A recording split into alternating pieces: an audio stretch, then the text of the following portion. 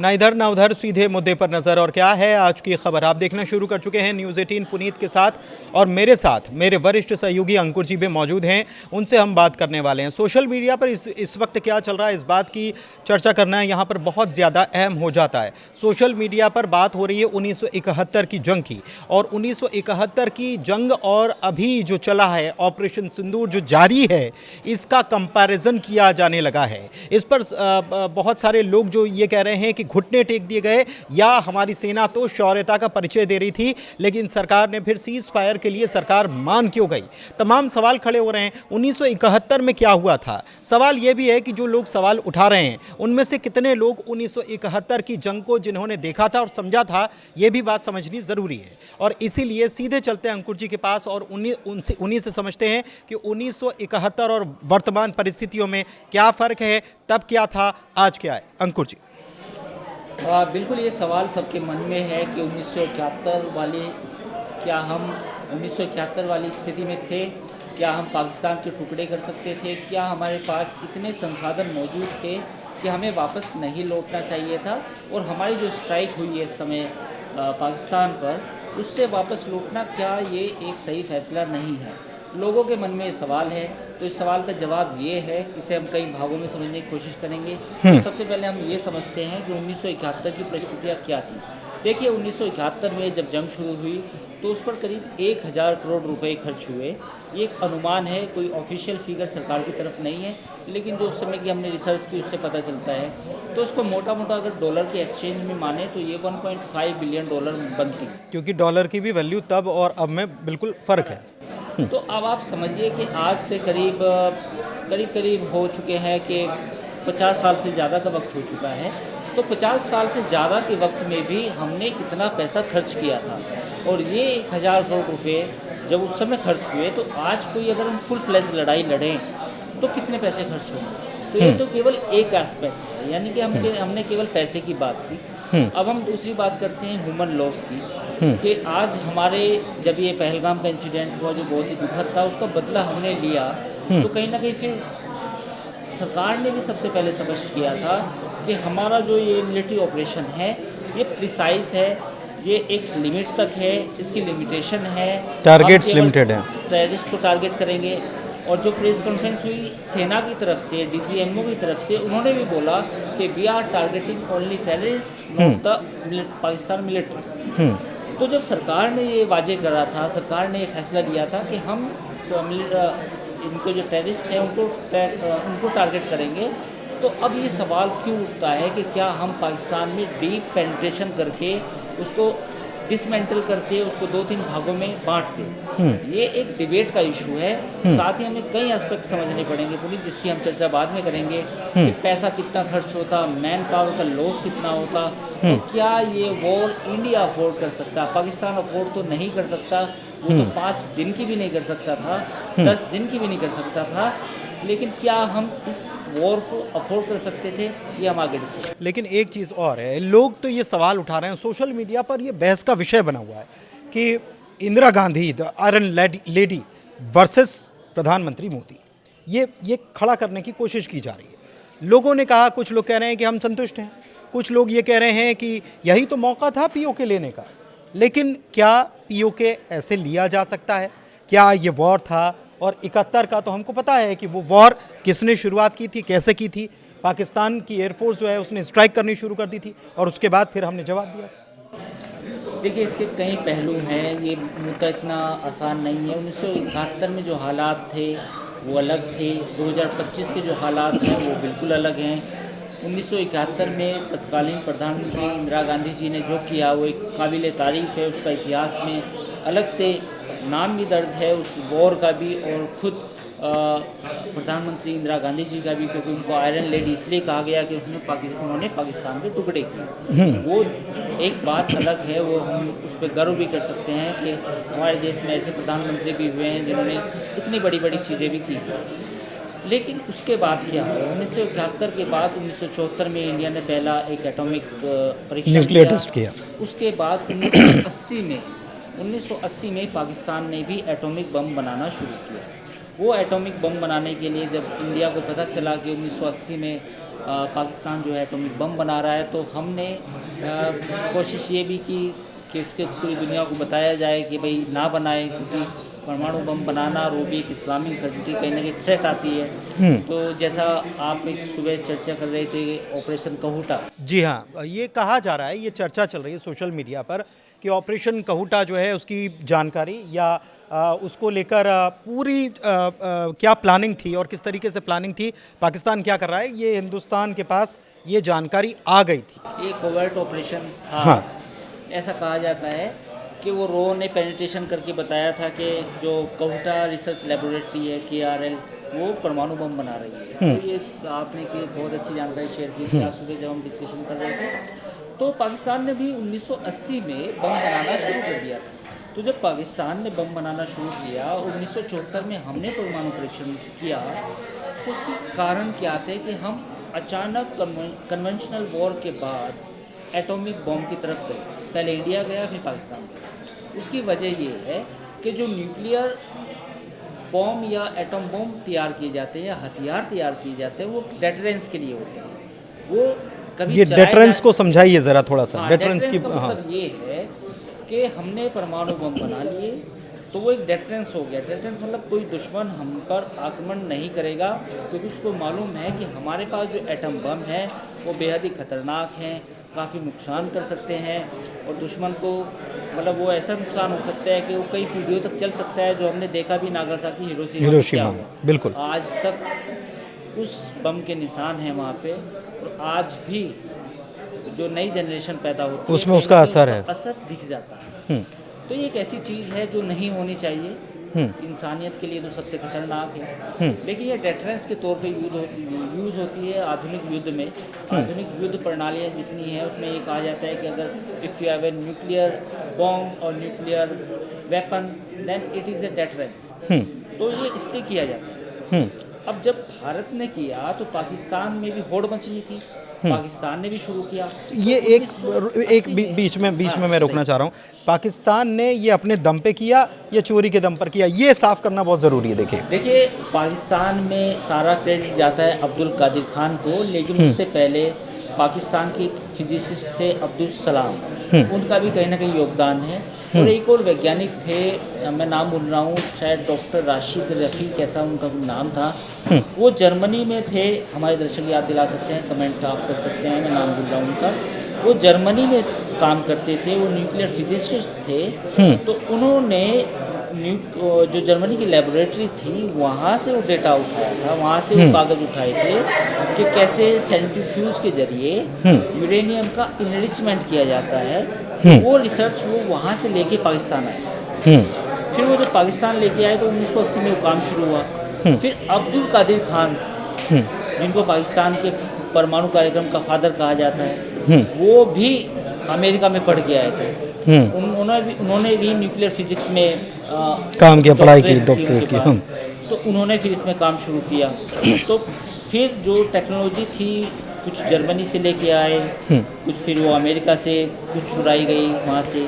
फिर ये भी कहा जाता है कि फिर चीन ने भी कुछ टेक्नोलॉजी इनको दी जो ये चाहते थे। तो ऐसे चोरी चोरी करते करते इन्होंने फिर वो परमाणु तकनीक हासिल की, और फिर वो परमाणु परीक्षण किया उन्होंने। जब 1996 में वाजपेयी सरकार ने किया तो उस समय फिर नवाज शरीफ की गवर्नमेंट थी उस समय पाकिस्तान में, तो उन्होंने भी किया। तो फिर वो डेटरेंस बन गया। तो 1971 के बाद पहली एक जो लड़ाई थी कारगिल की, कारगिल की लड़ाई को भी हम फुल फ्लेज वॉर तो नहीं कह सकते। हाँ, और वो सरकार ने घोषित भी नहीं किया था। हाँ, वो सरकार ने घोषित भी नहीं किया था, पर तब भी एक खतरा था कि क्या न्यूक्लियर वॉर में कन्वर्ट हो जाएगी, क्या ये डेटरेंस ख़त्म हो जाएगा, तब ये मसला था। तो इसकी जो सबसे पहली वजह है जो आपने सवाल पूछा कि जी 1971 वाले हालात आज क्यों नहीं है, आज उसकी वजह ये भी है कि कहीं ना कहीं बीच में आप माने या ना माने, आप कहें कि पाकिस्तान के जो परमाणु कार्यक्रम है वो बहुत बेकार है, घटिया है, कुछ भी काम नहीं करेंगे, भले से हाँ, उनको लॉक कर देंगे या जो हमें पता है वो कहाँ रखे हैं। बट द पॉइंट इज कि वो डेटरेंस तो है, वो डेटरेंस है।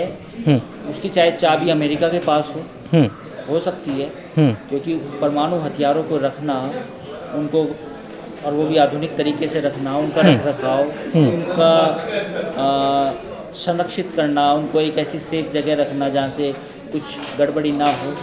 तो वो तकनीक भी अमेरिका के पास ही है, दूसरे मुल्कों के पास है। तो ज़रूरी नहीं है कि अगर उस ताले की 2 चाबी हैं तो एक चाबी पाकिस्तान के पास हो तो एक अमेरिका के पास भी हो, ये ऐसा भी हो सकता है।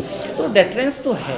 तो अब 1971 के बाद पूरी डायनामिक्स थी दोनों मुल्कों की, चेंज हो गई। और पाकिस्तान ने, इंडिया ने तो फिर भी ये कहा कि हम पहला यूज़ नहीं करेंगे, बट पाकिस्तान उसकी तो डॉक्ट्रिन ही है। उसकी डॉक्ट्रिन है। पाकिस्तान तो यही कहता है कि हम पे हमला हुआ तो हम यूज़ करेंगे। और हम कहते हैं कि हम पर इस प्रकार का कोई हमला जब तक नहीं होता तब तक हम उसका इस्तेमाल नहीं अब करेंगे। आप समझे ना कि आपने जब ये 2.5 दिन की लड़ाई लड़ी है, 3 दिन की, इसमें पाकिस्तान के डिफेंस मिनिस्टर ने कम से कम 2 से 3 बार तो उन्होंने बोला। एम्बेसडर जो था रशिया में, उसने रशियन टेलीविज़न को इंटरव्यू में उसने बोला कि हम एटम बम चला देंगे। अब पूरी दुनिया को क्या दिखाई नहीं दे रहा कि देखो ये मुल्क क्या कह रहा है। मैं वही उसी पर आ रहा था कि इंटरनेशनल लेवल पर तब परिस्थितियां क्या थी, आज परिस्थितियां क्या हैं, क्योंकि इस बात को लेकर जब पहले दिन से ये बात अमेरिका की तरफ से कही गई थी या पूरे इंटरनेशनल मीडिया में भी थी कि ये मामला जो है इसलिए गंभीर है क्योंकि दोनों देश जो हैं वो परमाणु संपन्न देश हैं। हाँ बिल्कुल, ये डेटरेंस है। और इसमें तो सबसे एक अलग अजीब बात तो ये है कि पाकिस्तान खुद कहता है कि हमें तो डॉक्ट्रिन यही है, पहला बम हमें चलाएंगे। तो फिर आपको डील ऐसे मुल्क के साथ करना है जो न्यूक्लियर पावर्ड है, तो फिर सवाल तभी तो उठते हैं। वरना अगर आज की डेट में पाकिस्तान के पास न्यूक्लियर एसेट ना होता तो जो ये लड़ाई 2.5 दिन में 3 दिन में ख़त्म हुई है शायद ना होती। नहीं, लेकिन ये हमले सवाल लोग ये उठा रहे हैं कि आपने हमले क्यों रोक दिए, आपने उसने सीज़ फायर की बात कही और आप सीज़ फायर के लिए तैयार हो गए। फिर इसमें बात आती है अमेरिका की भी कि अमेरिका खुद सरदार बन गया और अमेरिका ने कहा कि देखो देखो साहब हमने जंग रुकवा दी या हालात रुकवा दिए। लेकिन फिर ये खबर आई कि नहीं, अमेरिका के कहने पर हमने जंग नहीं रोकी। हमारे पास DGMO का फ़ोन आया था, हमने बात की और उसके बाद फिर हमने ये तय किया कि हमको क्या करना है। तो लोग ये कह रहे हैं कि ऐसा क्यों किया आपने। देखिए, तो प्रधानमंत्री ने अपने संबोधन में स्पष्ट किया ही है कि भाई ये हालात किन परिस्थितियों में क्या क्या चीज़ें हुई हैं। मेरा इसमें पॉइंट दूसरा है पुनीत, कि चलिए जब ये ऑपरेशन सिंदूर स्टार्ट हुआ तो तभी हमने अपना जो टारगेट है वो सेट किया कि जो एस्केलेशन का जो लैडर होगा ये इस लेवल पे होगा 1 2 3 4 5 तक। तो अगर 5 तक है तो हम 3 तक जाएंगे या 2 तक जाएंगे या 7 तक होता है। हाँ, तो जो भी 3 तक जाएंगे या 4 तक जाएंगे तो वो हमने एस्केलेशन लैडर पहले से तय किया था। अब अगर पाकिस्तान की तरफ से कोई ऐसी हरकत होती, यानी कि जैसे उसने फतेह 2 लॉन्च की, वो फतेह 2 दिल्ली पर गिर जाती या दिल्ली में कहीं नुकसान कर देती, तो फिर इस एस्केलेशन का लैडर जो है वो अलग, वो बिल्कुल ही डायनामिक्स चेंज हो जाती और एस्केलेशन बढ़ जाता। हो सकता है फुल फ्लेज वॉर। तो हमने डिक्लेयर नहीं किया था कि हम एक लड़ाई लड़ने जा रहे हैं। ये लेकिन हमला तो दिल्ली को टारगेट करके किया तो गया था। अब ये वो बात होती है ना कि जैसे ईरान ने करीब 1000 ड्रोन भेजे थे इजराइल की तरफ, इजराइल ने सारे मार गिराए, तो एस्केलेशन वहीं रुक गया। अगर इजराइल के पास वो सिस्टम ना होता, आयरन डोम ना होता, डेविड ना होता और थार्ड ना होता, तो सारे के सारे ड्रोन 1000 ड्रोन इजराइल में गिरते, वहाँ नुकसान करते और पता चलता कि 250 सिविलियन मर गए। उसके बाद तो दोनों के बीच में वॉर ही हो जाता है। तो ये तो इसी तरह मामला है, इसी तरह चलता है। वो हमने सिरसा में उसको इंटरसेप्ट करके मार गिराया, तो हमने सोचा चलो ठीक है, एंड इज वेल, ठीक है, इन्होंने चलाई, हमने डाउन कर दी, चलो इसको एस्केलेशन को यहीं पे ख़त्म करते हैं। तो ये ऐसे था। नहीं, लेकिन POK को कब्जा कर लेना चाहिए, यही मौका था। क्यों पीछे हट गए, क्यों मान गए? ये सवाल पॉलिसी वाला है। ऐसे मुझे लगता है कि ऐसे मौका आज तो नहीं मिला, आगे मिल जाएगा। बिल्कुल, इसमें मैं मुतमईन हूँ। मैं इस बात को मानता हूँ कि पाकिस्तान की टेररिज्म को सपोर्ट करने की जो पॉलिसी है वो एक इंटैक्ट पॉलिसी है, वो कोर पॉलिसी है। अगर हम ये समझें कि that will not happen in the future, ऐसा नहीं है। पाकिस्तान की जो फौज है, उसकी जो सोच है, उसकी जो डॉक्ट्रिन है वो यही है कि उनको इंडिया के साथ लगातार लड़ाई करनी है, और वो भी एक प्रॉक्सी वॉर की तरह। तो प्रॉक्सी वॉर का मतलब टेररिज्म से है। तो आने वाले वक्त में ऐसी घटना फिर हो सकती है। तो ये जो लोगों के मन में सवाल हैं कि अभी ख़त्म करते हैं, तो मुझे लगता है कि आगे आपको मौके और मिलेंगे जब आपको लगेगा कि यार ये जो नासूर है, जो हमारी जस्ट सीमा पे बैठा है, इसका इलाज हम कैसे कर सकते हैं। क्योंकि ये मुझे लगता है कि जो लोगों के मन में दिलो दिमाग में बात है पीओके को लेकर, वो हिंदुस्तान ने इस तरीके से साफ कर दी है कि पीओके में ये तो मालूम है कि वहीं से लॉन्च पैड्स तो वहीं पर हैं, और दूसरी तरफ ये भी कह दिया है कि अगर कोई भी आतंकवादी घटना होती है हिंदुस्तान में और वहाँ से तार मिलते हैं तो हम इसे एक्ट ऑफ वॉर मानेंगे, और एक्ट ऑफ वॉर में उसी हिस्से पर अटैक होगा जहाँ पर लॉन्च पैड हैं और जहाँ पर बाकी चीज़ें हैं। बिल्कुल, जो 24 टारगेट थे, हमें लगता है कि 24 ही टेरर कैंप है, ऐसा नहीं है, और भी हैं। फिल्टर किए गए हैं। फिल्टर का जैसा कल डीजीएमओ ने बताया कॉन्फ्रेंस में कहा कि these targets were filtered out of 100, out of 200, I we don't know, 200 भी हो सकते हैं, 100 हो सकते हैं, उसमें से फिल्टर किए गए। तो आपकी जो बॉर्डर है, एलओसी है पीओके वाली, वहाँ पे कितने टेरर कैंप हैं, ये तो एक बड़ा सवाल है। और मुझे लगता है कि वहाँ पे टेरर कैंप बहुत ज़्यादा है, और उनकी संख्या 200 भी हो सकती है, 250 भी हो सकती है।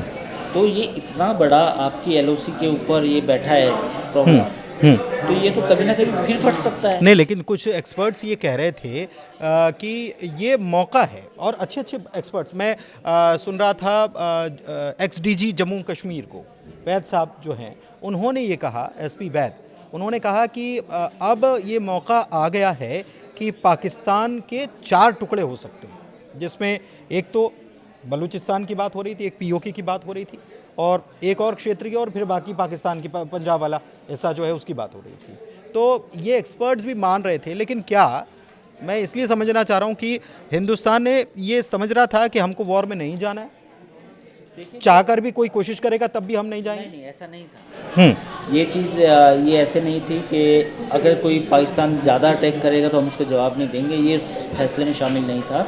अगर पाकिस्तान एस्केलेशन बढ़ाएगा तो उसको मुंह तोड़ जवाब मिलेगा, ये हमारे डीजीएमओ ने भी कहा था। तो वो जवाब देने की बात थी ना, लेकिन ये डिफेंसिव ऑफेंस था एक तरीके से इस मामले में, कि हम अपना, आप अगर कुछ करेंगे तो हम उसका जवाब देंगे।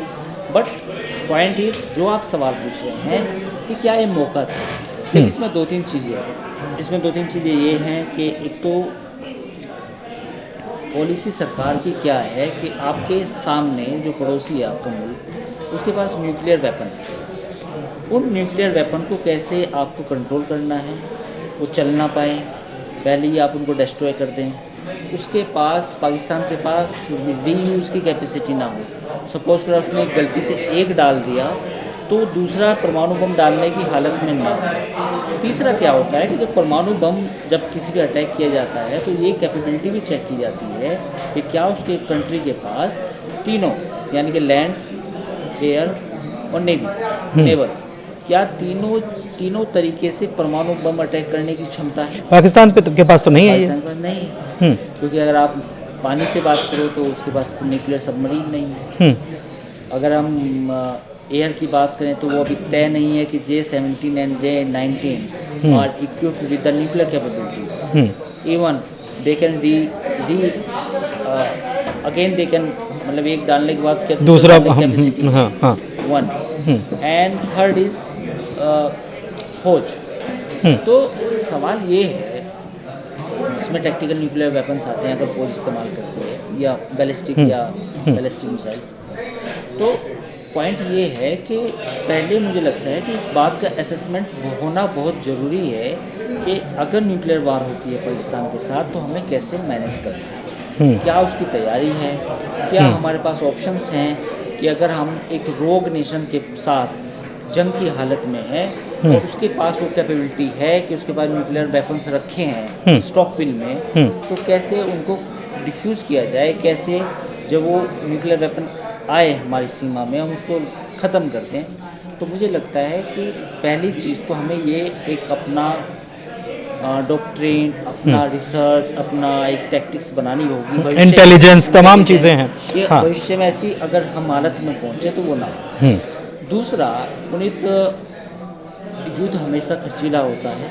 जैसा मैंने इस वीडियो के शुरू में आपको बताया था कि 1971 में हमने उस वक्त 1000 करोड़ रुपये खर्च हुए हमारे, और रूस और यूक्रेन की जो लड़ाई हुई उसमें करीब 200 बिलियन खर्च हो चुके हैं रूस के। और पहले भी हम बात कर चुके हैं कि एक महीने की अगर जंग चलती है तो कितना खर्चा होता है, इस बात का जिक्र कर चुके हैं। तो पुनीत, अगर हम एक बड़ी कॉन्फ्लिक्ट में जाते पाकिस्तान के साथ, तो आप मान के चलिए कि 150-200 बिलियन डॉलर हमारे भी खर्च होते, और ये उस सूरत में होते कि फिर पूरा देश जो है स्टैंड स्टिल होता, जो हमारा इकोनॉमिक डेवलपमेंट है वो भी कहीं ना कहीं प्रभावित होता।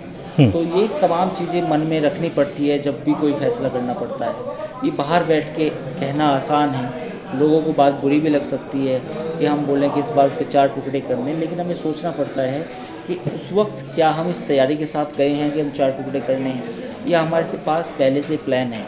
ये प्लान क्या है, यहाँ हमारे पास भी नहीं होगा, ये प्लान सरकार के पास, फौज के पास, एयरफोर्स के पास, जो तीनों सेना के DGMO उनके पास होगा। तो मुझे लगता है कि इस बार सरकार ने जो हमें बताया हम उस पर तबसरा कर सकते हैं, सरकार ने जो हमें बताया हम उसको एक्सप्लेन कर सकते हैं। सरकार ने कहा कि हम एक लिमिटेड कॉन्फ्लिक्ट में जा रहे हैं, एक लिमिटेड काइनेटिक एक्शन में जा रहे हैं, और उन्होंने उतना ही किया, थोड़ा सा फालतू किया। जब पाकिस्तान ने प्रोवोक किया उसको थोड़ा सा अच्छा खासा जवाब दे दिया, लेकिन सरकार ने कभी नहीं कहा कि हम उसके 4 टुकड़े करने जा रहे हैं। तो ये चीज़ें समझनी होगी कि वॉर इतने आसान नहीं है आज के टाइम में लड़ना। रूस के इतने पैसे खर्च हो चुके हैं, अमेरिका भी अफ़गानिस्तान में तमाम कोशिशों के बावजूद, और वो भी रूस और यूक्रेन का वो भी तब जबकि एक ही मुल्क के पास परमाणु शक्ति है, दूसरे के पास नहीं है। पास नहीं है, फिर भी 200 बिलियन डॉलर खर्च हो गए। और दूसरी बात ये है कि आपके पास हमारे दुश्मन एक नहीं है, ईस्टर्न फ्रंट पे नहीं है, वेस्टर्न फ्रंट पे नहीं है, हमारे पास दोनों फ्रंट पे ही हैं। और मैं उसी पर आ रहा था कि एक चीज़ और निकल कर, और ये इस बात की चर्चा भी हो रही है कि चाइना जो है वो जानबूझकर ये चाह रहा था, क्योंकि ये टैरिफ वॉर का एक हिस्सा है। जो टैरिफ वॉर चला उसके बाद जो टैगिंग लगाकर इतना माल, 50 रुपए का माल 500 में अमेरिका में बेच रहे हो, और ये बात जब समझ में आई तो वहाँ पर जो इन्वेस्टमेंट है उसको भारत में इन्वेस्टमेंट, वहाँ के अमेरिकन इन्वेस्टर जो हैं वो भारत में करने के लिए तैयार थे, उसकी प्लानिंग चल रही थी। ये बात है, थ्योरी है, लोग कह रहे हैं कि अमेरिका भी नहीं चाहता कि इंडिया इस वॉर में फंसे, लेकिन चीन चाहता है इस वॉर में फंसे। अमेरिका क्यों नहीं चाहता? अमेरिका इसलिए नहीं चाहता कि उसको लगता है कि लॉन्ग टर्म में इंडिया के लिए नुकसान होगा, और इंडिया को जो हम पोटेंशियल एक चीन के खिलाफ खड़ा करना चाहते हैं, फिर वो इंडिया की उस पोजीशन में नहीं। दूसरी एक थ्योरी ये है, कॉन्स्पिरेसी थ्योरी, कि जी देखो चीन जो है पाकिस्तान के सपोर्ट में आता, पाकिस्तान को अभी भी किया उसने। और पीओके की अगर स्थिति जैसे लोग चाह रहे हैं तो वहाँ तो इन्वेस्टमेंट है उसका अच्छा खासा। पीओके का 10% तो चीन के पास है। हाँ, पीओके और बलूचिस्तान जो है वहाँ पर भी उसके प्रोजेक्ट्स हैं। हाँ, तो दूसरा ये है कि तो उसको भी उसका नुकसान चीन भी इस लड़ाई में आ सकता था, तो ये 2 फ्रंट वॉर हो। तो मुझे लगता है कि सरकार के पास ज़्यादा विजडम है, ज़्यादा चीज़ें हैं, ज़्यादा डेटा इन्फॉर्मेशन है। तो मुझे लगे जो भी फैसला किया गया सोच समझ के लिया है। कंपैरिजन करना इतना आसान नहीं है। 1971 में जो कुछ हुआ वो बहुत अच्छा हुआ, वो उस समय की जो लीडरशिप थी हमारे देश की उसने शानदार काम किया। इस समय जो हुआ वो भी आप कह सकते हैं कि ठीक है, लिमिटेड था पर ठीक था। लेकिन अभी बहुत सारी चीज़ें निकल कर आई नहीं है। हाँ आई नहीं है। लेकिन मैं एक बात ये कहता हूँ, आपको ये भी समझना होगा कि ऑपरेशन सिंदूर क्या पूरा हुआ है? वो तो जारी है। वो लोगों को ये है जो आप कह रहे हैं कि ये लोगों को इस लाइन को समझना पड़ेगा कि ऑपरेशन सिंदूर अभी जारी है। लोग समझ रहे हैं कि ये खत्म हो गया और ये सीज फायर हो गया तो खत्म हो गया। तो मैं यही सवाल आपसे पूछता हूँ, बताइए क्यों जारी? इसलिए क्योंकि प्रधानमंत्री ने साफ तौर पर कहा था कि ज़मीन के हर हिस्से से, एक एक इंच से हम आतंकवाद को खत्म करने के लिए काम करते रहेंगे। अटैक तो फिर भी हो सकता है। ये तो कल बोल दिया, DGMOs ने बोल दिया है कि अगर ज़रूरत पड़ी तो हम फिर काम करेंगे। हाँ बिल्कुल। और दूसरी बात, जब आपने 21-24 फिल्टर करे थे तो 9 पे अटैक हुआ है ना, बाकी तो अभी। और किस तरीके से काम करेंगे ये ज़रूरी थोड़ी कि हम, ये ज़रूरी नहीं है कि हम एयर स्ट्राइक करेंगे, ये ज़रूरी नहीं है कि हम कुछ और काम करेंगे, बहुत सारे तरीके हैं। ये है कि पाकिस्तान मानने वाला है क्या, मुझे ये बताइए। ये तो भारत सरकार भी जान रही है। पाकिस्तान का, मैं अपने दर्शकों को कहना चाहूँगा कि आप पाकिस्तान का फौज का जो नारा है वो जाके गूगल पर सर्च करें। वो जो नारा जब आप पढ़ेंगे तो आपको लगेगा कि वो रेडिकल इस्लामिस्ट फौज है, वो प्रोफेशनल फौज नहीं है। उसके अंदर बार बार ये कुड़न मचती है कि चलो फिर से एक देखिए, मैं यही समझ कि किसी भी फौज का काम होता है सबसे पहला अगर वो युद्ध में जाता है तो युद्ध होता ही तब है जब शांति स्थापित करना हो, तभी तो फौज निकलती है, लेकिन वहाँ तो कुछ और चल रहा है। देखिए फ़ौज के वहाँ बहुत सारे किरदार हैं। फ़ौज के किरदार ये नहीं है कि भाई 4000 बिलियन डॉलर मिलते हैं साल भर के, आप मुल्क की प्रोटेक्शन करें, तहफ़्फ़ुज़ करें, हिफाजत करें, ना। फ़ौज का काम ये है कि फर्टिलाइज़र भी बनाना है, फ़ौज का काम ये है कि उसी को बना के बेचना भी है मार्केट में, नूडल्स भी बनाने हैं। फिर फ़ौज का काम ये है कि लाहौर, रावलपिंडी, इस्लामाबाद के बाहर जो ज़मीनें हैं उसको एक्वायर करके वहाँ पे DHA बनाना है, मतलब डिफेंस हाउसिंग अथॉरिटी बनाना है, कॉलोनीज़ बनाना है, प्लॉट काटने हैं, ठीक है, रियल इस्टेट का धंधा करना है। फ़ौज का काम ये भी है कि वहाँ की जो मुल्क की जो सरकार है उसको भी अपने रिमोट बटन से दबा के चलाना है। फ़ौज का एक काम नहीं है, फ़ौज के बहुत सारे काम। तो जब फौज इतना सारा काम कर रही हो तो आप उससे कैसे एक्सपेक्ट करेंगे कि वो डायरेक्ट लड़ाई लड़ेगी? वो डायरेक्ट लड़ाई तो लड़ेगी नहीं। वो तो क्या कहेगी, आतंकवादी को पैसे देगी, मजहब के नाम पे उनका ब्रेन वॉश करेगी और कहेगी जाओ इंडिया पे एक छोटा सा अटैक करके आ जाओ। तो ये तो वो कर दी है 1971 की बात। तो 1971 में मुल्क के 2 टुकड़े हुए पाकिस्तान के, उसके बाद तो पूरी उन्होंने भी तो अपनी स्ट्रेटजी चेंज की है। वो डायरेक्ट फाइट में तो आए नहीं भाई। 1965 में चलो सीधी लड़ाई लड़ी उन्होंने इंडिया के साथ। 1965 में सीधी लड़ाई लड़ने के बाद 1971 में फिर लड़ी। 1971 में लड़ने के बाद जब उनकी हार हुई, 90,000 सैनिक यहाँ सरेंडर किए, तो उसके बाद उनको इस बात का एहसास आज तक है कि हम डायरेक्ट जो लड़ाई लड़ेंगे उसमें तो लड़ ही नहीं पाएंगे, तो इसलिए प्रॉक्सी लड़ो। प्रॉक्सी है, तो प्रॉक्सी वार है। तो इसलिए ऑपरेशन सिंदूर का अनाउंसमेंट क्यों नहीं हुआ?